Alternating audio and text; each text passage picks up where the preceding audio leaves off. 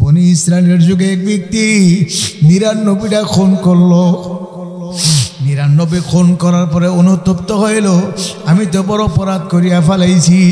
একজনের কাছে গিয়া বলল, হুজুর আমি ৯৯টা খুন করছি, আমার উপায় কি, আমাকে কি মাফ করবেনি? হুজুর বলে, না না, জাহান্নাম তোমার জন্য নিশ্চয় অবধারিত, জাহান্নামে তোমার যাইতে হবে। এত বড় খনি আবার কেমনে মাপ পায়? সঙ্গে সঙ্গে ওই হুজুরকে মারিয়া ফালাইল, ১০০ খুন পূর্ণ করলো। করার পরে বলতে আছে, এখন আমি কোথায় যাব? আমার জীবন শেষ করিয়া দিছি। চিন্তা করে আর কান্দে, গুনগুন করে কান্দে। যারে সাক্ষাৎ পাই বলে, আমার উপায় কি?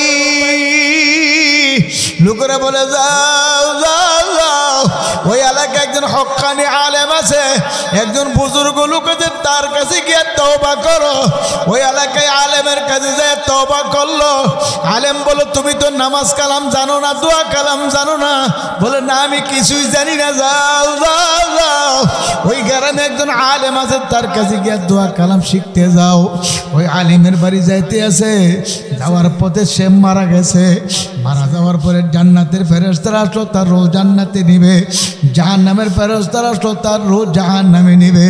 দুই দল ফেরেশতা টানাটানি লাগিয়া গেছে। এর মধ্যে একজন ফেরেশতা বলে, টানাটানি করার দরকার নাই, চলো আমরা মাওলার কাছে যাই।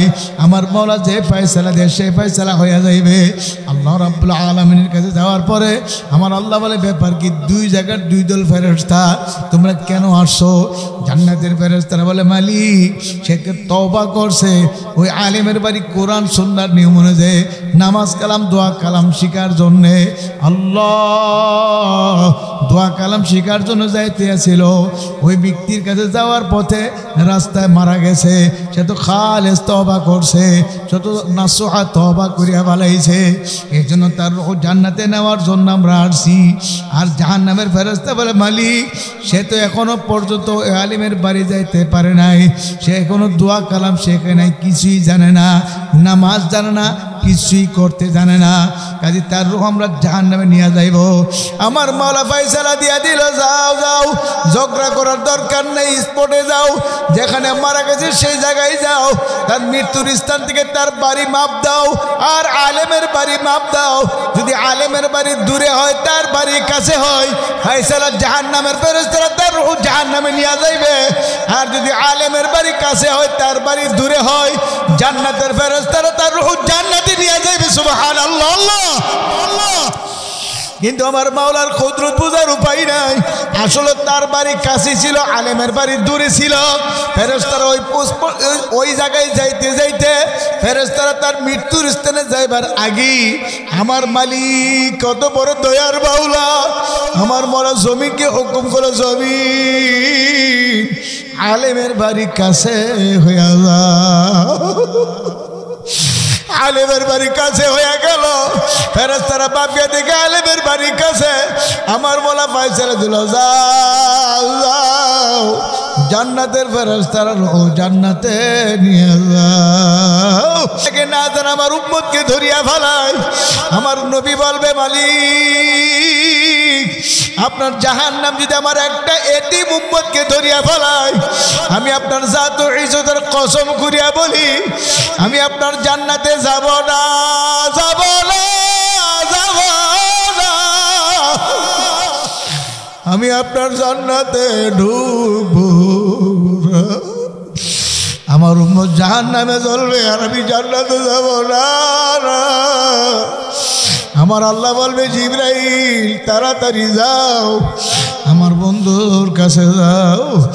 আমার বন্ধুর কাছে যায় বলো, আমার বন্ধু যেন না কান্দে, আমার বন্ধুর চোখের পানি আমি মালিক সহ্য করতে পারি না। আমার বন্ধু তায়েফের ময়দানে কাঁদছে, আমার বন্ধু উহুদের ময়দানে কাঁদছে। আবার এখন আমার বন্ধু দুনিয়া থেকে আসি আমার দরবারে কাঁদবে। আমি কেমনে সহ্য করি? জিবরাইল যা, আমার বন্ধুর যায় বলো, আমার বন্ধুর মাথা মুবারক উঠাইয়া আমার বন্ধু যেন পানিটুকু জাহান্নামের কে ছিড়াইয়া দেয়। কিয়ামতের ময়দান আল্লাহ ছিড়াইয়া দেয়। আল্লাহর হাবিবের দরবারে জিবরাইল আলাইহিস সালাম আসিয়া বলবে, ইয়া রাসূলুল্লাহ, ইয়া হাবিবাল্লাহ, আর কাঁদেন না, আপনার উম্মতের জন্য মাওলা হাদিয়া বাড়াই দিছে।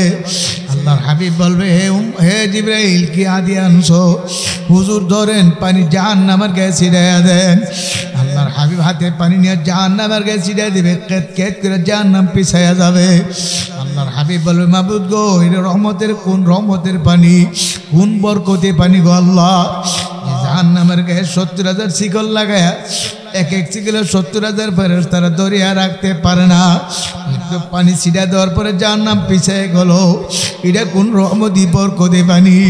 আমার মাওলা বলবে, বন্ধু, কোন রহমতি বরকতে পানি না, এটা তোমার এতিম উম্মতের চোখের পানি। তোমার উম্মতের আমার দরবারে জাহান্নামের ভয়ে, আযাবের ভয়ে, কবর আযাবের ভয়ে চোখের পানি ফেলে কাঁদছিল। আমার কান্দিনা বন্দা বান্দির চোখের পানি আমার কুদরতি হাত দিয়া মুছিয়া মুছিয়া জমা করে রাখছি। দুনিয়ার বাড়ি ঘর আগুন লাগলে যেমন পানি ছাড়া নিবানো যায় না, আমার আপনার গুনার কারণে যে জাহান্নামের আগুন জ্বলছে, চোখের পানি ছাড়া ঠান্ডা হবে না। ও আমার ভাইয়েরা, বন্ধুরা, চোখের পানি এত প্রিয়। বন্দা বান্দির চোখের পানি দিয়ে আমার মাওলা জাহান্নামের আগুনকে নিবে দিবে। যেরকম সুবহানাল্লাহ, আল্লাহ। চোখের পানি ফালে কান্দো, বিশেষ করে শেষ রাত্রে কান্দো। একটু তাহাজ্জুদের সময় উঠে আমার মালিকের পায়ে কুদরতে সেজদা করিয়া আমার মালিকের দরবারে কান্দো।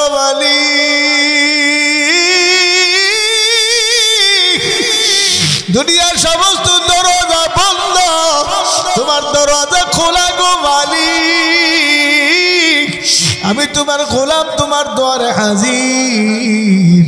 তুমি যদি মাফ না করো উপায় নাই। ওরে আমার মাওলা রে,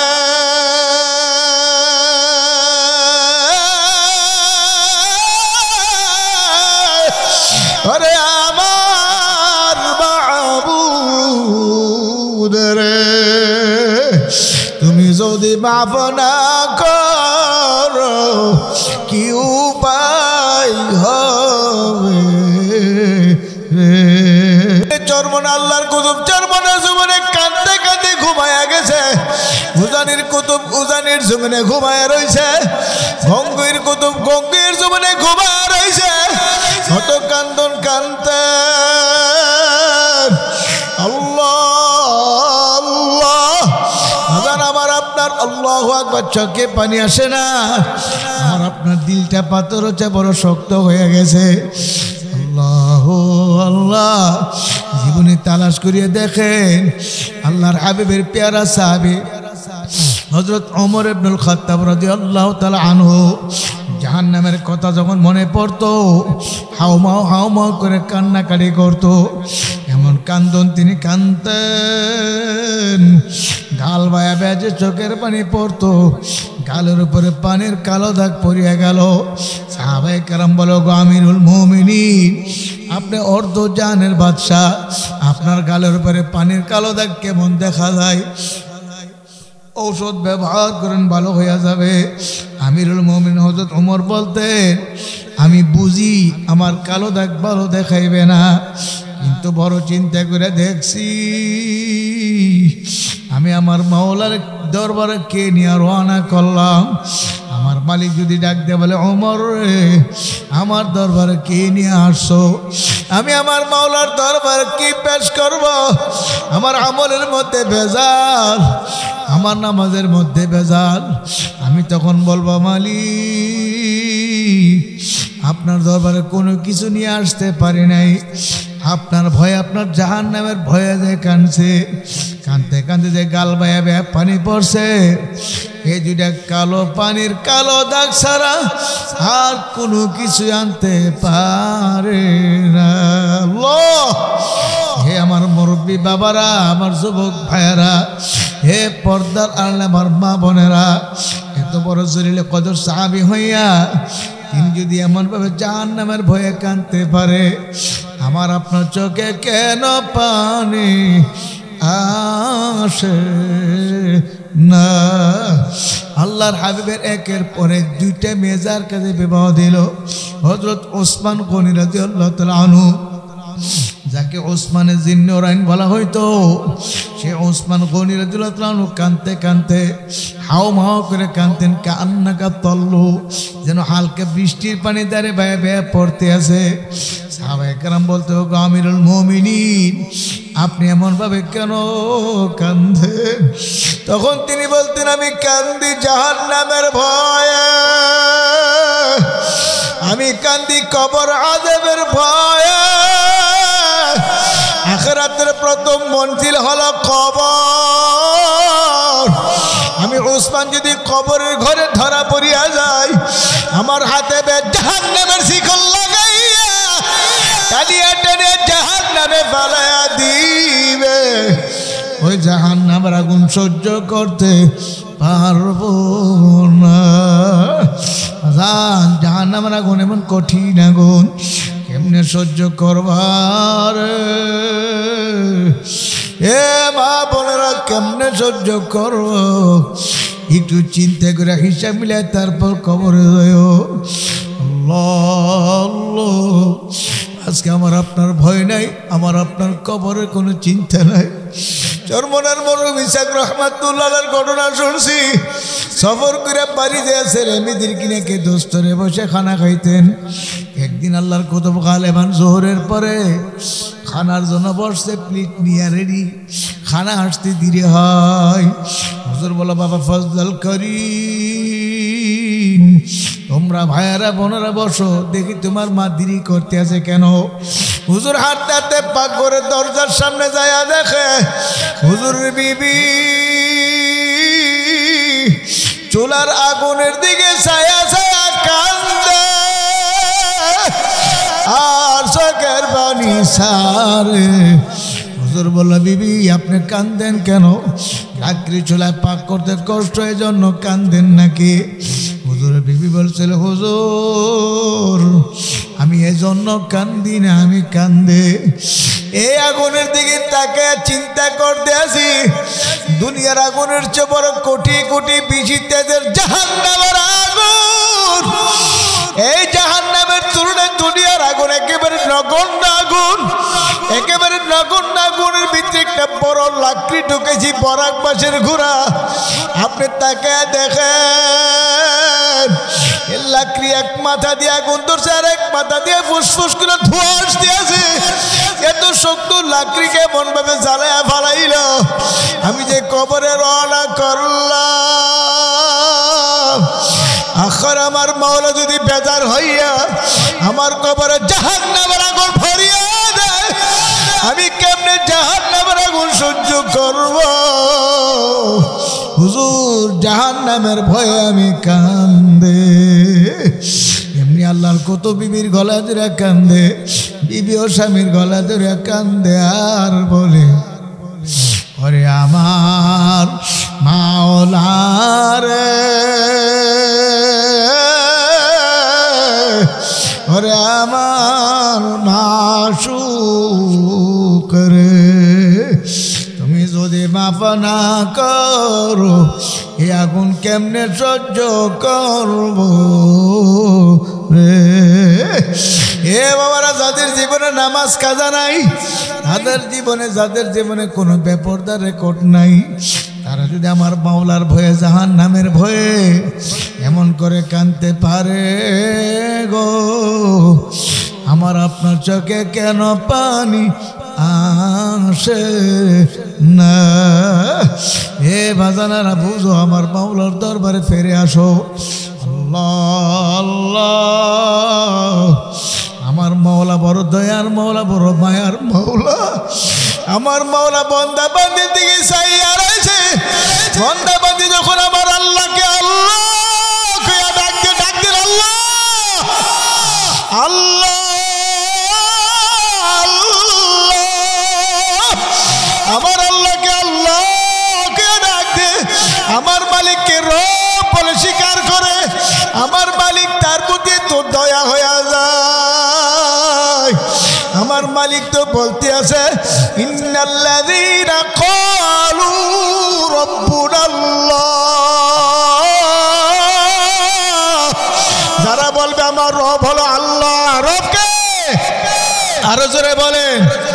আরো জোরে বলেন কে? আল্লাহ। সুম্মা ইসতাকামু, তারপর অটল অবিচল থাকতে পারবে। যতই বাধা, যতই ভলিয়া, যতই হামলা মামলা জেল জুলুম আসুক, রব আমার আল্লাহ। জোরকন কে? রব আমার আল্লাহ। আবু হানিফা রাহমাতুল্লাহ আলাইহি জেলের ভিতরে মারা গেল। হুসেন আহমদ মদিনী রাহমাতুল্লাহ আলাইহি জেল খাটলো রে ব্রিটিশের আন্দোলনে। আল্লাহু আকবার আল্লাহ। ব্রিটিশেরা ধরে এমন ভাবে পিটানি পিটাইল, তবু আমার মালিককে ভুলে না, রব ভুলে নাই। কথা ঠিক না ঠিক? দুনিয়ার কারো কাছে বিক্রি হয় না। আমার আল্লাহ বলে যারা রব আল্লাহ স্বীকার করার পরে ইস্তেকামত থাকতে পারবে, আমি আল্লাহ তার জন্য সুসংবাদ দেই। আমি আল্লাহ তার মওতের সময় তাকে কালিমা পড়তে পড়তে মরণ দিব। যখন সুবহানাল্লাহ। আমি আল্লাহ তাকে জান্নাতের মেহমান বানাইয়া জান্নাতের ফেরেশতাদেরকে দিয়ে স্বাগত জানাইয়া আহলান সাহলান মারহাবা জানাইয়া জান্নাতের ফেরেশতাদেরকে দিয়ে স্বাগত জানাইয়া ইস্তেকবাল দিয়ে জান্নাতে পৌঁছায়া দিব। আল্লাহু আকবার। আমার মালিক বলে তাতানাজ্জালু আলাইহিমুল মালাইকা আল্লা তাখাফু ওয়া লা তাহজানু আবশিরু বিল জান্নাহ। আমার মাওলা ভাই ফেরেশতা পাঠিয়ে দিবে। ফেরেশতারা সে বলবে তোমার কোনো ভয় নেই, তোমার কোনো চিন্তা নাই। তুমি যে মাওলার জান্নাত কামাই করছো, এই যে দেখো জান্নাত দেখা যায়। ফেরাউন ডাক দিয়ে বলে আসিয়া আনা রব্বুকুমুল আ'লা। জোরে কর নাউযুবিল্লাহ। আসিয়া বলে না না, আমানতু বিরব্বি মূসা ওয়া হারুন, আমি মূসা এবং হারুনের রবকে রব মানিয়ে নিছি, তোমাকে রব মানতে পারবো না। তুমি আমার স্বামী, রব আমার আল্লাহ। ফেরাউন ডাক দিয়ে বলে আসিয়া তুমি ভালো করে বুঝো, তুমি যদি আমাকে রব না মানো, আমার দেশের প্রজারা তো আমাকে রব মানবে না। কাজে আসিয়া তুমি আমাকে রব মানিয়া নাও, তুমি আমার বিরোধিতা করিও না। হযরত আসিয়া বলে না না না, আমি তোমাকে রব মানতে পারবো না, রব আমার আল্লাহ। রবকে আল্লাহ ডাক দেন, আল্লাহ আল্লাহ আল্লাহ আল্লাহ আল্লাহ।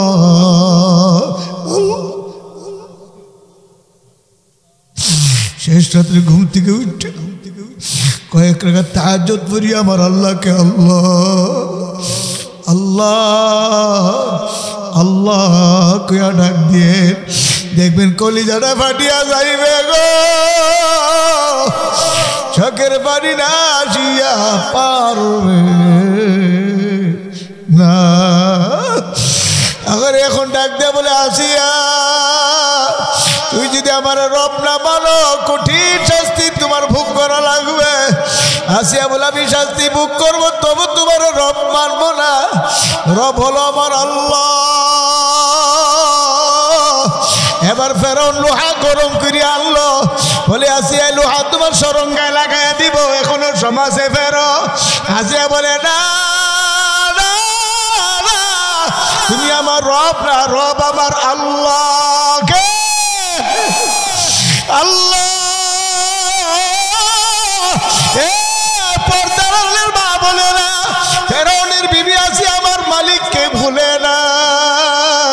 ডান হাতে পেরাক মেরে আটকাইয়া দিল, বাম হাতে পেরাক মেরে আটকাইয়া দিল, ডান পায়ে পেরাক মেরে আটকাইয়া দিল, বাম পায়ে পেরাক মেরে আটকাইয়া দিল। এখন হাতে পেরাক মেরে আটকাইয়া দিয়া বলে এখন লোহা গরম করে লাগাইয়া দিব, কে তোমার ফিরাইবে?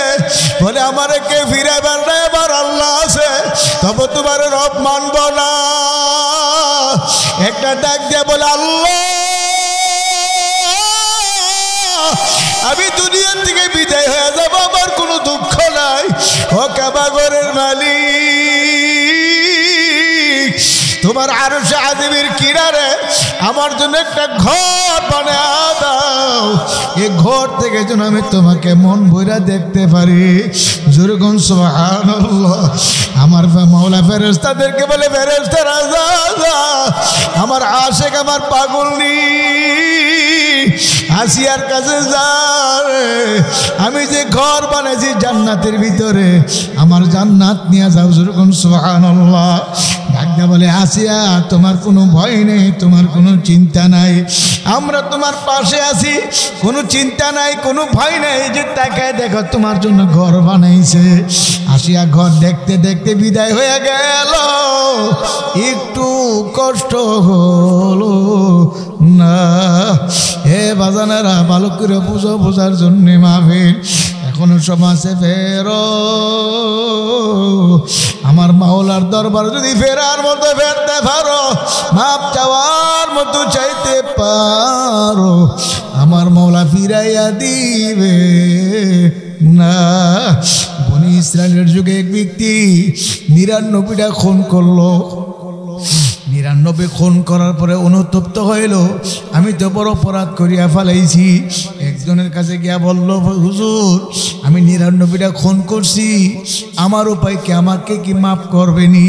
হুজুর বলে, না না, জাহান্নাম তোমার জন্য নিশ্চয়ই অবধারিত, জাহান্নামে তোমার যাইতে হবে। এত বড় খনি আবার কেমনে মাপ পায়? সঙ্গে সঙ্গে ওই হুজুরকে মারিয়া ফালাইল, ১০০ খুন পূর্ণ করলো। করার পরে বলতে আছে, এখন আমি কোথায় যাব? আমার জীবন শেষ করিয়া দিছি। চিন্তা করে আর কান্দে, গুনগুন করে কান্দে। যারে সাক্ষাৎ পাই বলে, আমার উপায় কি? লোকেরা বলে, যাও যাও যাও, ওই এলাকায় একজন হক্কানি আলেম আছে, একজন বুজুর্গ লোক আছে, তার কাছে গিয়ে তওবা করো। ওই এলাকায় আলেমের কাছে যায় তওবা করলো। আলেম বলো, তুমি তো নামাজ কালাম জানো না, দোয়া কালাম জানো না? বলে, না আমি কিছুই জানি না। যাও যাও যাও, ওই গ্রামে একজন আলেম আছে, তার কাছে গিয়ে দোয়া কালাম শিখতে যাও। ওই আলেমের বাড়ি যাইতে আছে, যাওয়ার পথে সে মারা গেছে। মারা যাওয়ার পরে জান্নাতের ফেরেশতারা আসলো, তার রোজ জান্নাতে নিবে। জাহান্নামের ফেরেশতারা আসলো, তার রোজ জাহান্নামে নিবে। দুই দল ফেরেশতা টানাটানি লাগিয়া গেছে। এর মধ্যে একজন ফেরেশতা বলে, টানাটানি করার দরকার নাই, চলো আমরা মাওলার কাছে যাই। আমার মাওলা যে ফয়সালা দেয় সে ফয়সালা হয়ে যাইবে। আল্লাহ রাব্বুল আলামিনের কাছে যাওয়ার পরে আমার আল্লাহ বলে, ব্যাপার কি? দুই জায়গার দুই দল ফেরেশতা, তোমরা কেন আসছো? জান্নাতের ফেরেশতারা বলে, মালিক সে তওবা করছে, ওই আলেমের বাড়ি কোরআন সুন্নাহর নিয়ম অনুযায়ী নামাজ কালাম দোয়া কালাম শিখার জন্যে। আল্লাহ, দোয়া কালাম শিখার জন্য যাইতে আসছিল, ওই ব্যক্তির কাছে যাওয়ার পথে রাস্তায় মারা গেছে। সে তো খালেস তওবা করছে, সে তো নাসুহা তওবা করিয়া বালাইছে। এই জন্য তার জান্নাতে নেওয়ার জন্য আমরা আসছি। আর জাহান্নামের ফেরেশতা বলে, মালিক সে তো এখনো পর্যন্ত আলিমের বাড়ি যাইতে পারে নাই, সে এখনো দোয়া কালাম শেখে নাই, কিছুই জানে না, নামাজ জানে না, কিছুই করতে জানে না। কাজে তার রূহ আমরা জাহান্নামে নিয়ে যাইব। আমার মাওলা ফয়সালা দিয়া দিল, যাও যাও, ঝগড়া করার দরকার নেই, স্পটে যাও, যেখানে মারা গেছে সেই জায়গায় যাও, তার মৃত্যুর স্থান থেকে তার বাড়ি মাপ দাও, আর আলেমের বাড়ি মাপ দাও। যদি আলেমের বাড়ি দূরে হয়, তার বাড়ি কাছে হয়, ফয়সালা জাহান্নামের ফেরেশতারা তার রূহ জাহান্নামে নিয়ে যাইবে। আর যদি আলেমের বাড়ি কাছে হয়, তার বাড়ি দূরে হয়, জান্নাতের ফেরেশতারা তার রূহ জান্নাতে নিয়ে যাইবে। সুবহানাল্লাহ। আল্লাহ আল্লাহ। কিন্তু আমার মাওলার কুদরত বোঝার উপায় নাই।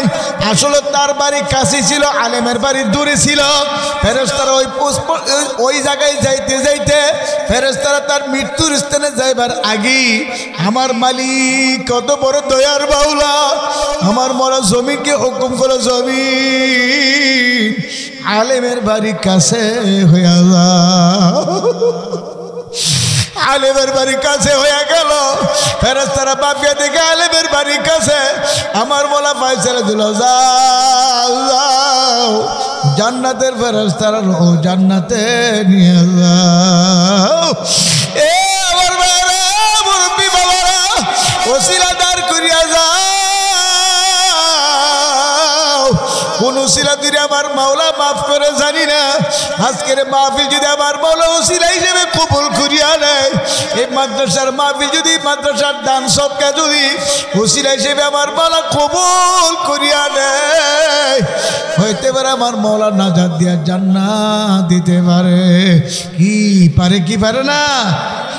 আমার মাওলার দরবারে ফেরো, খাসভাবে তওবা করে চোখের পানি ছাড়ো, দৈনিক তওবা করো। বিছানায় যখন ঘুমাবার জন্য শুয়ে যাব, শুয়ে ছেড়ে আস্তাগফার করব, আস্তাগফিরুল্লাহ আস্তাগফিরুল্লাহ 100 বার পড়ব। দুরূদ শরীফ 100 বার পড়ব আল্লাহু আকবার আল্লাহ কুল হুয়াল্লাহ সূরা তার সূরা ইখলাস 3 বার পড়ব সূরা ফালাক 3 বার পড়ব সূরা নাস 3 বার পড়ব তারপর জিকির করতে থাকবো লা ইলাহা ইল্লাল্লাহ লা ইলাহা ইল্লাল্লাহ লা ইলাহা ইল্লাল্লাহ লা ইলাহা ইল্লাল্লাহ লা ইলাহা ইল্লাল্লাহ লা ইলাহা ইল্লাল্লাহ লা ইলাহা ইল্লাল্লাহ লা ইলাহা ইল্লাল্লাহ লা ইলাহা ইল্লাল্লাহ লা ইলাহা ইল্লাল্লাহ লা ইলাহা ইল্লাল্লাহ লা ইলাহা ইল্লাল্লাহ মুহাম্মাদুর রাসূলুল্লাহ। এভাবে জিকির করতে করতে দেখবেন ঘুম এসে যাইবে, আস্তে করে চোখ লেগে যাইবে। আমার মালিক বলবে ফেরেশতারা রে সারা রাত্র আমার বান্দার আমল নামায় জিকিরের সব লিখতে থাকো। ফেরেশতারা বলবে মালিক আপনার বান্দা বান্দা তো সারা রাত জিকির করে নাই, ঘুমায় গেছে, এখন জিকিরের সব কোন যুক্তিতে লিখবো? আমার আল্লাহ বলবে কোনো যুক্তি নাই। ঘুম দিছে কে? আল্লাহ আপনি দিছেন। আমি যদি ঘুম না দিতাম কি করতো? ও জিকির চলতেই থাকতো। এবারে তার আমি মালিক ঘুম দিছি, আমি হুকুম করলাম সারা রাত্র জিকিরের সব দেখতে থাকো। সবাই বলেন সুবহানাল্লাহ।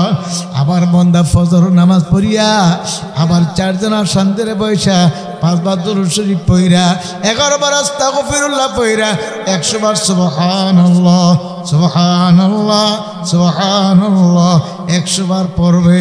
খেয়াল করবে আমার মাওলাকে আমি ডাকে, আমার মাওলা আমার দিকে চাইয়া চাই বলে বান্দা ডাকো কে বুলাও কা। আল্লাহর হাবিব বলেন আমল নামার মধ্যে 100 গোলাম আজাদ করার সব জমা হয়ে যাইবে। 100 বার আলহামদুলিল্লাহ আলহামদুলিল্লাহ।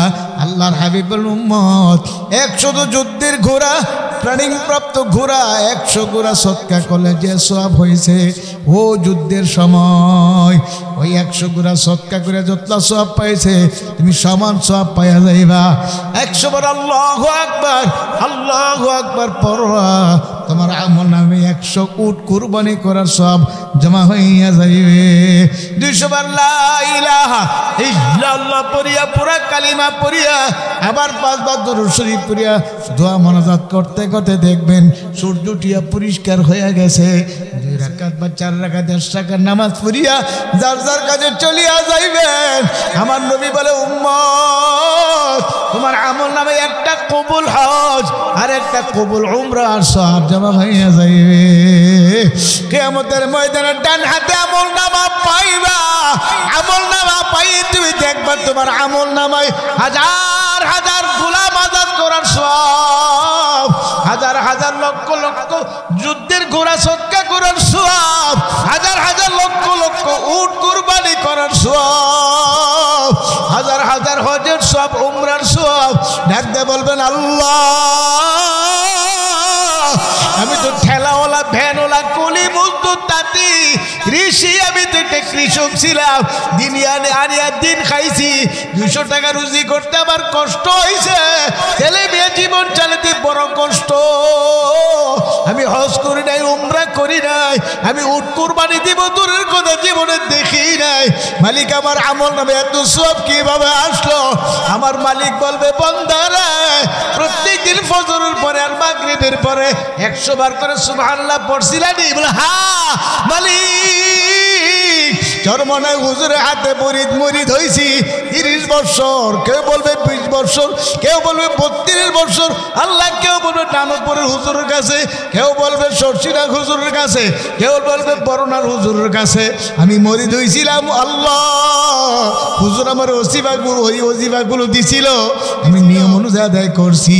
আমার আল্লাহ বলবে ওই ওজিফা আদায় করার কারণে আমি তোমার আমল নামায় সওয়াবগুলো দিছি। যেরকম সুবহানাল্লাহ। হে বাবারা, কিয়ামতের ময়দানে আমার মওলা বলবে আয় আয় আমার রহমতের কোলে আয়, আমার জান্নাতে ঢুকিয়া যা। জান্নাতে ঢোকার পরে আমার মালিক বলবে বান্দা বান্দি, আমি যে তোমাদের সঙ্গে জান্নাতের ওয়াদা করছিলাম সব পাইছুনি। বান্দা বান্দি বলবে মাওলা সব পাইছি, যা চাই নাই তাও পাইছি। একদল আশেক পাগল সালেক দরবেশ আল্লাহ আল্লাহ জিকিরকারী আশেক বলবে মালিক সব কিছু পাইছি, একটা এখনো পাই নাই। বলে এটা আবার কোনটারে? আল্লাহ আপনি না বলছিলেন আপনি আমাদেরকে দেখা দিবেন, আপনি আমাদেরকে দিদার দিবেন। আল্লাহ এখন মাত্র আপনার দিদার বাকি আছে, আপনাকে দেখা বাকি আছে। সুবহানাল্লাহ। আমার আল্লাহ বলবে আয় আয়, আমার একটা কামরা আছে দারুস সালাম, আমার কামরার মধ্যে আয়, আমি দেখা দিব। আমার আল্লাহ দেখা দিবে। যেরকম সুবহানাল্লাহ। সাতারাউনা রাব্বাকুম কামা তারাউনাল কমরা ফি লাইলাতিল বদরে, এমন ভাবে আমার মাওলাকে দেখতে পারবো পূর্ণিমার চাঁদ উঠলে যেমন তাম পৃথিবীর মানুষ দেখতে পারে, ভিড়াভিড়ি ধাক্কা ধাক্কি হয় না, এমন ভাবে মালিকের বান্দা বান্দি দেখবে। আমার আল্লাহ বলবে ফেরেশতারা আমার আর বান্দাদের মধ্যে মাঝখানে 70,000 নূরের পর্দা উঠাইয়া দাও, আমার বান্দাদেরকে আমি দেখা দিব। যেরকম সুবহানাল্লাহ। হে আমার ভাইয়েরা, আল্লাহর হাবিব যখন দুনিয়াতে আসলেন, আল্লাহর হাবিব আসার পরে আমার আল্লাহ মা আমনার কোল থেকে আল্লাহর হাবিবকে ভ্রমণ করতে নিয়ে গেলেন। যেরকম সুবহানাল্লাহ। আল্লাহ মা আমনা কান্দে কান্দে। আমার আল্লাহ বলে আমেনা তুমি কান্দো কেন? বলে কান্দি আজকে যদি আব্দুল্লাহ বাবা থাকতো তাহলে আমার সন্তানকে নিয়ে কত জায়গায় ঘুরতে যাইতো। আজকে তো বাবা নাই, আমার ছেলে এতিম, কে যাইবে? আমার আল্লাহ বলবে যাওয়ার জন্য চিন্তা করো না, কান্দো না। আমার আল্লাহ তার বন্ধুকে আল্লাহু আকবার তাম পৃথিবী ভ্রমণ করাইছে, সিদরাতুল মুনতাহা আরশ আজিম নিয়া আমার মাওলার কাছে বসাইয়া মাওলা কথা বলছে।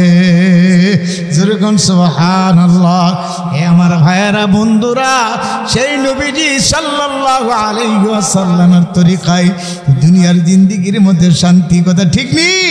এজন্য আমি দেখতে চাই আল্লাহর হাবিবের তরিকা সুন্নত অনুযায়ী নিজের জীবন কাটা কাটা গঠন করতে রাজি। নারে তাকবীর। আল্লাহ আমাদেরকে কবুল করুন, আমিন। কিন্তু এমনি হবে না, এমনি হবে না। এই জন্য আমার আল্লাহ পরামর্শ দিয়েছে ওয়াকুনু মা'আস সাদিকিন, তোমরা আমার সাদিকিন বান্দাদের সঙ্গী হয়ে যাও, তাহলে তোমাদের মধ্যে আমার নবীর সুন্নতের উপর আমল করা সহজ হয়ে যাবে। এই জন্য ভাইয়েরা আমি দাওয়াত দিয়ে যাই, আগামী মাসের 19, 20, 21 ঐতিহাসিক চরমনের ফাল্গুনের মাহফিল, ওই মাহফিলে যাইবেন। হাজার হাজার লক্ষ লক্ষ আল্লাহওয়ালাদের ওই মিলন মেলা চরমনের ময়দান, লক্ষ লক্ষ মানুষ। যেমন দারুল উলুম দেবন থেকে বৎসর সালমান মনসুরপুরি দামাত বরকাত ইনশাআল্লাহ আসবেন, আশা হুজুর দাওয়াত কবুল করছেন। আরও অন্য অন্য বুজুর্গানের দিন সারা বাংলাদেশের বিভিন্ন জেলা থেকে বড় বড় হযরত উলামায়ে কেরাম রুহানি ডাক্তারগণ চরমনে যাবেন, চিকিৎসা দিবেন। আল্লাহু আকবার। যারা কলেবের রোগী, রুহানি রোগী, আপনাদেরকে দাওয়াত দেওয়া যায় এই হাসপাতালে গিয়ে 3 দিনের জন্য ভর্তি হন। আল্লাহর ফজলে এই চরমনের আধ্যাত্মিক হাসপাতালে যারা যায়, আল্লাহর ফজলে 100 রোগীর মধ্যে 90-95 জন রোগী সুস্থ হয়ে বাড়ি ফিরে। কথা ঠিক না? ঠিক। এটা চরমনার ময়দান সাধারণ কোনো ময়দান নয়, এটা আধ্যাত্মিক রোগীদের হাসপাতাল। কথা ঠিক না?